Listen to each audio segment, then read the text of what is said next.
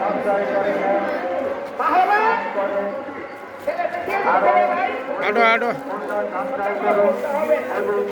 সঞ্চয় করুন পরমান্তে আপনার এই সঞ্চয় আপনার এই দান অক্ষয় হয়ে থাকবে তাই দান করুন সত্যমূলক রূপে রাখতে দান করুন অনাথ শিশুদের অন্নবস্ত্রের সংসারে দান করুন আপনার এই দান অক্ষয় হয়ে থাকবে তাই আসুন দান করুন এই দান আপনার শরীরে সুখ সমৃদ্ধি করবে সুখ শান্তিতে এটা দেখতে এরপরে উপরে উঠো উপরে উঠবি না আপনার এই দান জীবনে যাবে না আপনার এই দান অক্ষয় হয়ে থাকবে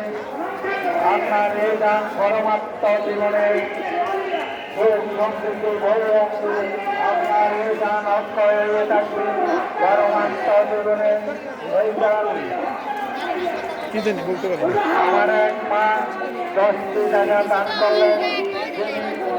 তাহার মনোবাসনা দান করলেন দয়াময় বিশ্বনাথ যেন তার মনোবাসনা পূর্ণ করেন